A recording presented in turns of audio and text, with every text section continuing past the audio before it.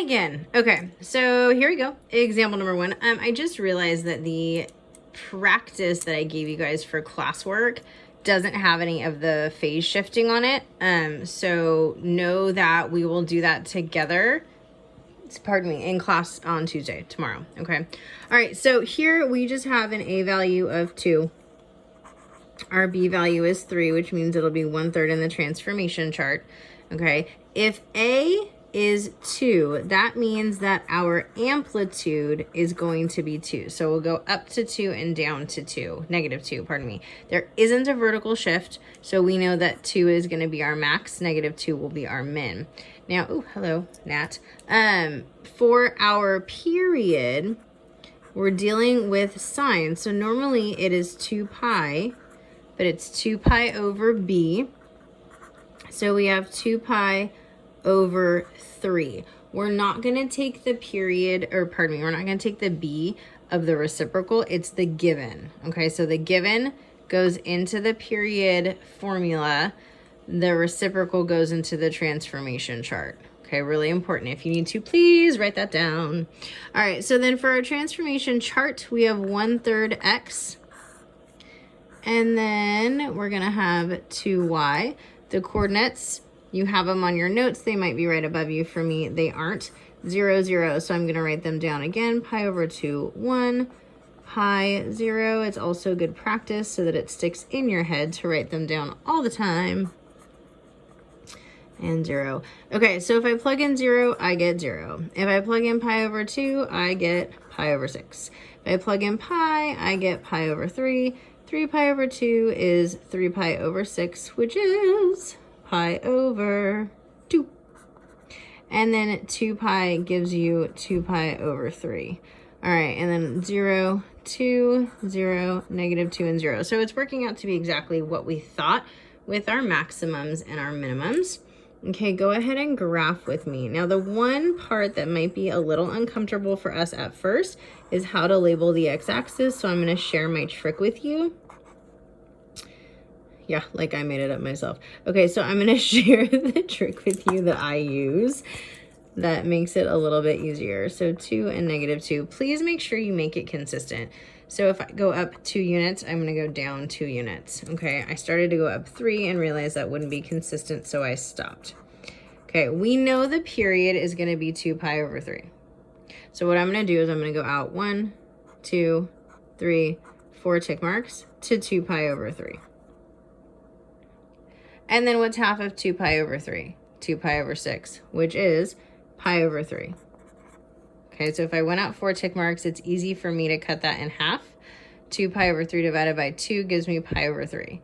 Pi over 3 divided by 2 is going to give me pi over 6, which now means every tick mark increases by pi over 6. And I can go in the negative. So pi over 6, 2 pi over 6, reduce. 3 pi over 6, reduce. 4 pi over 6, reduce. Okay, that is just the easiest way for me.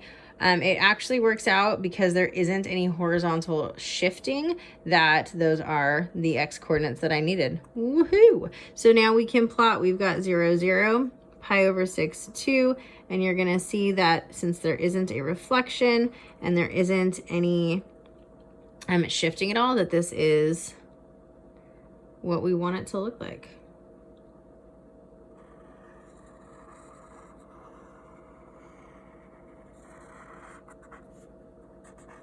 Sweet.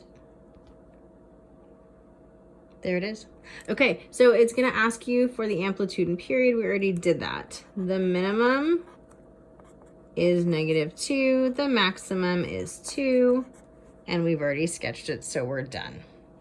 Sweet. All right, the last example and the next example is going to be cosine, just so you guys have an idea of what the different functions should look like. There's so much similarity, though, with them. Okay, so 1/2 times the cosine of 2 theta. A is 1/2, which implies that the amplitude is going to be 1/2. That means we're going to go up to 1/2, down to -1/2. B is 2. So to find the period, I'm going to take the period of the parent cosine, which is 2 pi, divide it by b. So that means I've got 2 pi over 2. The period of this function is just going to be pi.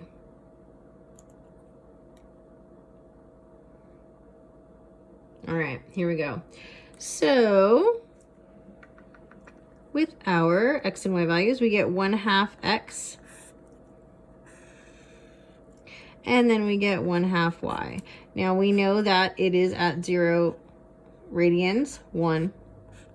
At pi over 2, it's 0. At pi, it is -1. At 3 pi over 2, sorry, I just realized you can't see that, it's 0. And then at 2 pi, it is back to 1. Okay, so substituting it in, we get 0, pi over 4, pi over 2, 3 pi over 4, and then pi. And then we get 1/2, 0, -1/2, 0, and then a positive 1/2 again.